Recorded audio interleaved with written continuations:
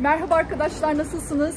Malezya'da devam ediyorum. Penang eyaletindeyim. Penang'ın başkenti Georgetown'dayım şu anda. Şöyle harita üzerinde görecek olursak, bu gördüğünüz bölüm, yani şu ince uzun yer Tayland ve Georgetown dediğimiz yer şurası, şu ada. Biz buraya gelirken bir önceki videoda gördünüz, Langkawi'ye Tayland'dan geçtik. Şu Satun'dan Langkawi'ye geçtik. Buradan da Malezya sınırında bir şehire geçip oradan otobüsle buraya geldik.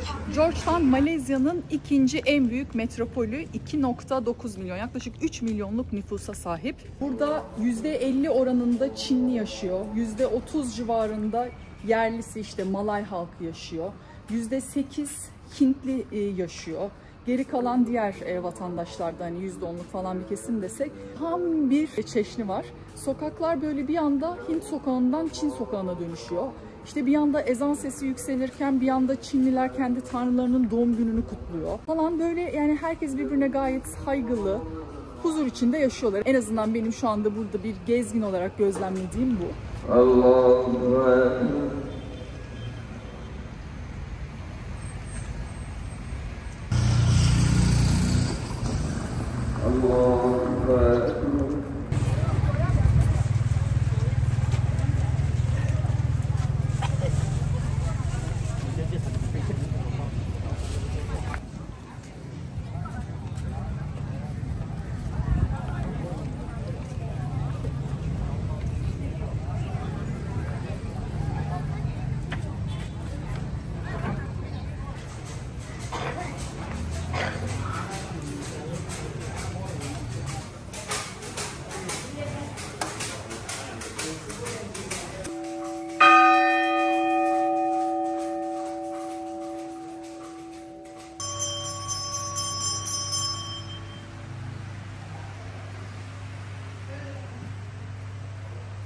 Şehir 1786 yılında kuruluyor ve 2008 yılında da UNESCO Dünya Mirası listesine giriyor. Neden derseniz de az önce anlattığım sebeplerden, hem bu kültür çeşitliliği yüzünden hem de çok özel bir mimarisi var. Yani sokaklarında gezdiğiniz zaman o binaların yapısı falan, her şey böyle bir şov şeklinde. İnanılmaz lezzetli bir yer burası. Aynı zamanda da Malezya'nın gastronomik başkenti olarak da geçiyor. Yani bu şekilde de anılıyor. Birbirinden lezzetli yemekler yiyebiliyorsunuz. Çünkü hem Hint mutfağı var, hem Çin mutfağı var, hem Malezya mutfağı var. İsterseniz hani Amerikan tarzı da, Avrupa'yı tarzda kafeler olsun derseniz onlardan da gırla var.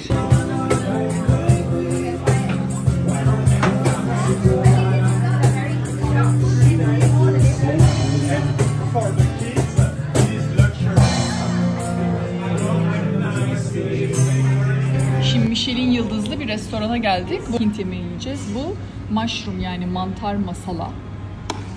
Şu sarımsaklı ekmek bir kokuyor şu anda, pide. Daha gelecek tabii, bu kadarla kalmayacağız. Welcome to India. Yes, it's like India really. Gerçekten Hindistan'da gidiyoruz. This is Indian food. Yes. This is Indian food. Thank you. Şimdi fried rice'ımız da geldi, yani kızarmış pilav. Buna artık Tayland'dan alışkınız. Sebzeli, domates sosuymuş, ketçaba benzeyen.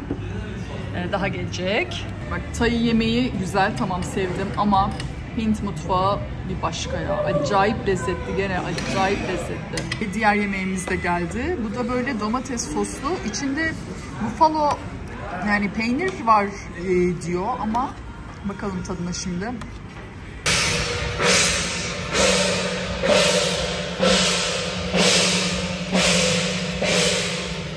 Bugün Çinlilerin bir tane tanrısının doğum günüymüş. Onun kutlaması varmış.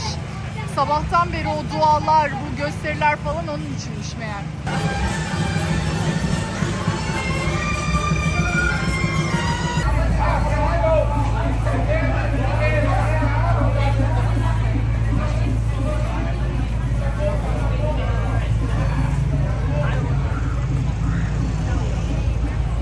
Şehrin sokaklarını gezerken böyle birçok sokak sanatçısının eserlerini de görebiliyorsunuz. Bu çok iyi mesela. Çok gerçekçi durmuyor mu?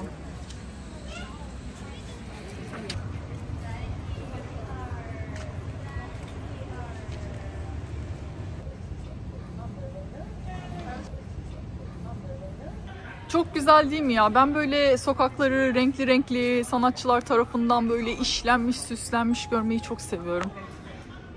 Bakın burada bizim meşhur kumda kahvemiz yapılıyor şu anda.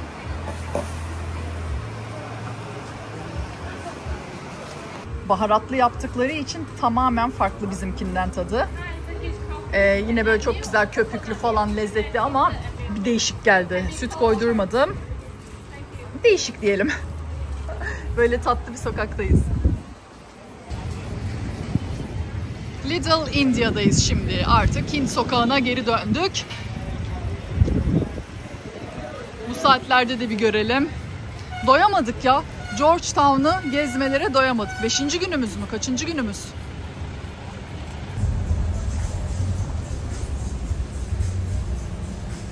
Hindistan'a henüz gitmedim. Daha o cesareti bulamadım kendimde. O pisliği kaldırabilecek. Ama burada böyle Hindistan'ı hissetmek çok hoşuma gitti. Dükkanlar böyle rengarenk oldu. Hint kıyafetlerini görüyorsunuz. Nasıl bir süslemedir bu? Vallahi süslüler arkadaş. Çok şirin değil mi ya? Hint yemeği yersen böyle göbeğin olur diyor galiba. Böyle meyve alayım dedim. Elma, yani herhalde 5 aydır elma yemiyorum, evet. Ve 2 ringgit, yaklaşık 20 lira diyeyim. Tuz koymuşlar ya içine. İlk defa tuzlu elma yiyorum. Çok garip tadı. Bir anda 30 saniyede karşımıza bir Çin tapınağı çıkıyor. Nim Yong Temple. Böyle bir bina. Yan tarafta Çin'in klasik süslü çatılarını görüyoruz.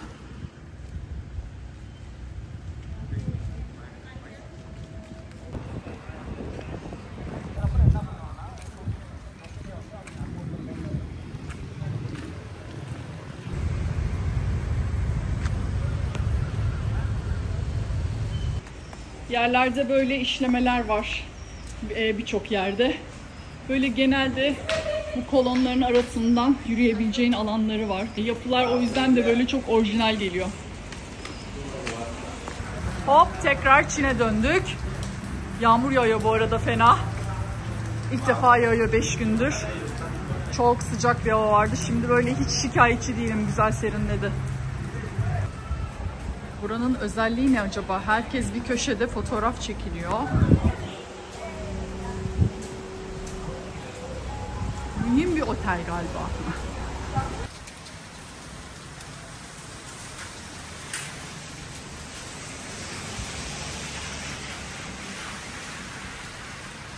Bir Hint lokantasına geldik. Ya bir domates çorbası söyleyeyim dedim. Şöyle sulu yemek. O kadar acı ki, ama yok böyle bir şey. Bu çorba bitmez. Burnum falan akmaya başladı. Komple yanıyorum. Ne yapacağız? Ne yapacağız? Siz söyleyin, ne yapacağız? İçeceğiz bunu böyle de. İnanılmaz acı. Burada fiyatlarla ilgili de şöyle bir durum var. Onunla ilgili de bilgi vereyim size. Gittiğiniz her restoranda %10 civarı bir servis bedeli, yani hizmet bedeli ekliyorlar hesaba. Artı SST dedikleri bir vergi var. %6 kadar bu %10'un üzerine ekliyorlar gene. Alkollü olmayan içecekler ve bütün yediklerin, içtiklerin için. Ha, alkollü bir şey mi içtin? O zaman bir de bunun üstüne %8 ekliyorlar. Yani %10, %6, %8 derken oluyor sana 10 ringgit ödeyeceğim dediğin şey kaç ringgit? O yüzden ona dikkat etmek gerekiyor. Burası tabii yine fiyatlar yüksek diyorum ama yani turistik bir bölge olduğu için böyle. Daha yerli yerlerine, daha normalize yerlere gittiğimizde fiyatlar düşecektir. Yine de turistik olmasına rağmen Türkiye fiyatlarıyla kıyasladığımda oldukça uygun. Tayland'la kıyasladığımda 2-3 katına çıktık neredeyse. Öyle bir durum var. Dikkat ediniz gelirseniz. Artık bu tatlış güzel yerden ayrılma vakti. Daha güneye doğru ilerliyoruz. Kuala Lumpur'u da geçip Malacca diye bir bölge var. Çok güzel gözüküyor. Bakalım gidince göreceğiz. 7 saatlik bir otobüs yolculuğumuz olacak. Yine böyle bir deve gibi yüklendim. Şimdi adayı feribotla geçip terminale gidip oradan da otobüse bineceğiz arkadaşlar. Bu arada evet, Boris'i görüyorsunuz. Önde yürüyor. Boris! Hola. Az önce garson arkadaşla konuşuyordum da merak ettim çünkü çok fazla Çinli var. Ne işleri var bu arkadaşların burada? Yani Çinliler zaten bütün Asya geneline yayılmış durumdalar. Böyle inşaatlar olsun falan, yani para gömüyorlar. Durumları daha iyi olduğu için daha az gelişmiş yerlerde bayağı lüks içinde yaşıyor onlar da. Neyse, %50'si yaklaşık Çinli demiştim Georgetown için. Bu Malezya'nın geneli için değil bu arada. Georgetown özelinde konuşuyorum. Garson arkadaş da şey söyledi, evet dedi, yani onlar buraya geliyorlar, yerleşiyorlar, buralarda yaşıyorlar. Hintlilerse dedi genelde çalışma amaçlı geliyorlar. Hintli nüfusundan da bahsetmiştim, çok yoğun diye. Kendisi de Bangladeş'ten gelmiş zaten. Yaklaşık bir sene çalışma izinleri oluyormuş. Gördüğünüz Hintlilerin hepsi buraya iş amaçlı gelip burada yaşayan insanlar dedi. Ve konuştuğum arkadaş çok memnundu ama burada yaşamaktan. Öyle işte, buradan edindiğim ufak bilgiler. Sıcak.